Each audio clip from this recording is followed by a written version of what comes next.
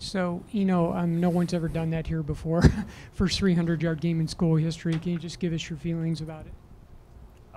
It was a great feeling, but honestly, we had a game plan. We knew we were going to be able to run the ball on them, and we went through practice. We executed. If you saw the way we practiced this week, you would have known it was going to happen. And that's just a testament to our offensive line. Manny and how important was it for you guys to get a really big comeback in this game, especially considering you're going back on the road next week? Can you say it again? Sorry, I didn't really. You're good. How important was it for you guys to get a really good comeback like this, especially going into another road game coming up next week? Yeah. Yeah, I think it's anytime you come off of 2 straight losses, getting a win is good to get some momentum rolling. But now what we have to do is we need to go on the road and we need to win against a really good football team. So just got to continue to work our butts off at practice and come with a great attitude, take care of our bodies, and we're gonna be up for a challenge this upcoming week with Colorado. So we know what we're going into. For you, obviously having to wait last year kind of as the man up and next in line, and now having this position as the starting running back, what does it feel like to have a game like you did, but then, just the performance as a whole, waiting for this moment? Can you put it into words? I really can't, but the little that I can give you, I had a game plan, not necessarily a game plan, but a blueprint from my senior year in high school when I sat down with Coach Simon, and we had goals, and I knew what had to be done to get those goals. And sitting that year, like I said, I learned a lot from those two, and that's one thing that I really enjoyed and I really appreciate. And so I think last year really set me up for something like this, just going out and just being hungry on the field. This is for Cohl. When did you guys recognize tonight was going to be special for Eno? We weren't even paying attention. We just put our head down, run the ball, and do what we had to do. Manny, what's it like to run an offense where you've got such an effective running attack? Let them guys go to work, man. These guys, all our running backs really do a really good job. So, Eno just reaped the benefits tonight. So, but really it's all credit to the OL. They did a really good job of setting the right tone and getting their hats on the right spot like I was talking about earlier this week, and, it paid off. Manny, how dangerous does it make this offense when you guys can establish the run game so well and still have guys like Nikhil at the end of the game to be able to have such great weapons in the passing game? Yeah, obviously running the ball is going to open up passing, and passing the ball is going to open up running. But, I missed some throws tonight that could have opened it up even more probably. So, I'm disappointed in how I played. So, those 2 long 40-plus yard runs, both of them, you're spinning, you're breaking tackles. Can you just actually go through those plays specifically, each one, what you saw, just kind of what you remember unfolding? I really honestly don't even recognize I'm doing it. It just happens. I think one thing that Coach Simon preaches is be able to square a guy up and make him miss. And so I felt like I was balanced enough to give him a spin move and keep my balance. And so, like I said, I don't even notice I'm really doing it. And just to follow up, you put in some gap scheme stuff last week, continuing that. How much of that was a big factor in kind of what happened tonight? I think it's a big factor. Gap scheme runs is what I did in high school a lot. And so I thought my high school team was tough and physical up front. And so, and these guys here, tough and physical up front, and they also play with a lot of heart. Manny, Nikhil hadn't touched the ball for a while until that start of the third quarter. Did you guys come out and say, let's make a concerted effort to get the ball in his hands a little bit? Just sticking to the game plan. The game plan was to get the ball in the running back's hands. We knew we were going to run the ball really well.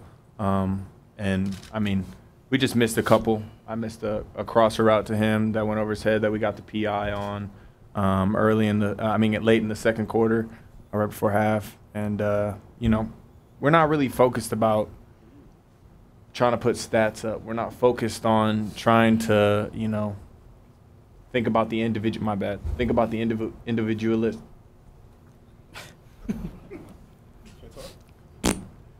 Individualistic awards and rewards and all these things. We're just trying to win football games, and that's all we did. That's what was our plan, was to just win this game. Malik, you guys started off pretty well defensively, and then they got some drives going in the second quarter. How important was stopping them on that 4th and goal as far as momentum and just taking back control of the game? Yeah, we knew it was a pivotal moment for us. Like, one of those things is we had that issue against San Diego State where we had a moment to take the momentum away and keep it going. So we had to do it again this year, and we went on the field, had our game plan, made the call, and we got it done this time around. So stuff like that, it's about execution. So we always got to execute on those pivotal moments, and we're starting to learn how to do that. We got a young core, and we got guys learning day by day how to get better on plays like that when they're important to show up. So we're going to keep doing that further down the season, so just expect that for the most part.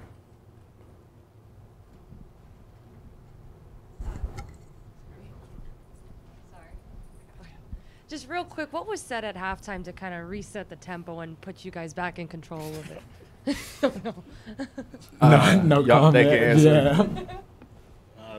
I mean, we just came out, and at halftime we knew the checks we needed to make. We'd already come out and ran them all week already, just in case we didn't know what we were going to get. But I feel like y'all are underselling that. Huh? What's that? I said I feel like y'all are underselling that. No comment. Yeah, no comment.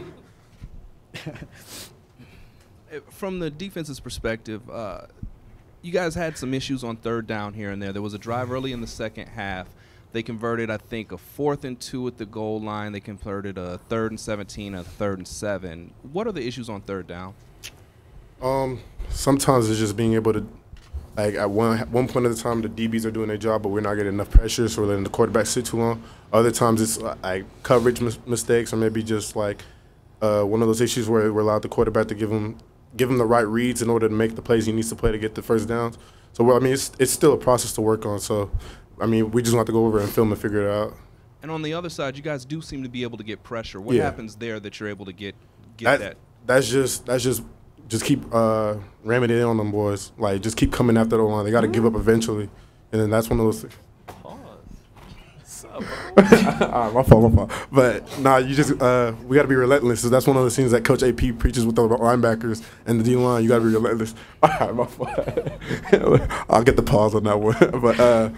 But yeah, so we just keep coming relentlessly. It ends up coming fair. We got, I think I got 2, Soli got 2, Merlin got 1, and I think Butler got 1. So that's showing how the linebackers are taking that into account. What Coach AP is preaching throughout the week, that we just got to be relentless on every play. Malik, if you're good for one more here, Yeah. No penalties from the defense tonight. Yeah. How disciplined were you guys out there? I mean, it was a great. I didn't even realize that, but that's one of those things. Like, we expect to play like that. Like, if that's like when you just lose your cool, lose your composure, then that's how you're playing. But we play in the poised defense. We expect to play poised all the time. So no penalties. That's a testament to what we do day in and day out, keeping our mentality right. So the road struggles have been well documented. What do you guys have to do to be able to translate what you guys do in Tempe to have that success on the road? Just little details, little things that make the difference in football games, like owning the football, little things like quarterback making the correct read, receivers running the right route at the right depth. You can't, on the road, you can't give the opposing team any gifts. You can't, say, here you go, here's an opportunity for you guys. But when they give us opportunities, we have to capitalize. Mm-hmm. And that's the biggest thing is when we get the ball back, defense gets the ball back, we have to capitalize on those and put points on the board and get momentum and just start rolling. And that's all it is. You got to start fast, and, we can't wait till the third quarter to get rolling. We got to start rolling in the first quarter, especially against a team like Colorado. They're going to go fast. So. Yeah. Cohl, from an offensive lineman perspective, what was it like to see Eno have such a big night? Exciting. I mean, we didn't even know as an OL that had that many yards until that last drive, and then someone came up and said, oh, he only needs 16 more yards to get it. So we just went to work. For you, who would you say is your biggest support system? My biggest support system outside of my parents, or I would go my parents, and then also my running back coach, who is here today, back from high school. And so I would say it's probably my biggest support outside of my parents. What do you think they're going to say? I don't know. I was just out there. My mom has a flight to catch, so I was looking for her. She was jumping, screaming, and so I would say she's quite proud. What's the coach's name you just mentioned? Coach Tejan. Say it again. Matt Tiegen. Matt Tiegen, Yeah. okay. Go ahead and spell it for him. So. Tietjen. Save you the trouble. Yeah. And Manny, just to have him run for 300 yards, just can you? It's lovely. It's lovely to have a back run for 300 yards anytime. I mean, it doesn't happen often. So, I mean, I'm really proud of him because I know how hard he works in practice. I know the beating his body takes. It's not easy to get 30 carries a game. Not a lot of people can do that. So I got a ton of respect for him, but, you know, he's the first person to know that I ain't going to, you know, be all happy with him. It's time to go back to work and, you know, hopefully he does it again. So. Manny, can you speak to the deep ball? It looks like you guys were taking some shots. A couple you missed, a couple were there. What can you the do? one to Kyle, man, that one hurt. I guess I got too excited. I knew it was gonna be open. Those are throws I really have to make. It's unexcusable. So, but we took some shots downfield. We connected on a couple. There's a couple we didn't connect on. You know, there's just time and things. You know, we need to hit those next week though. So, I mean, we threw the ball 25 times, 14 out of 25. So that's average for me. I can do better than that. So just personally, it should probably be about 21 to 25 if I correct some issues with my mechanics. So. Last one, 300-yard games in high school. How many, and if any, and would you say that was your best performance that you've had tonight? How many 300-yard games? I'm not sure. I touched the ball a lot. I think in my 4 years of high school, I touched the ball over 1,000 times. So, yeah. So, what? So is that the best performance I've had? I wouldn't say so. No. Yeah. Stop gassing him up. He ain't that good. Hey, if y'all could take that ramming portion out the interview, that'd be good. So you're gonna go back to it so they can double up on it.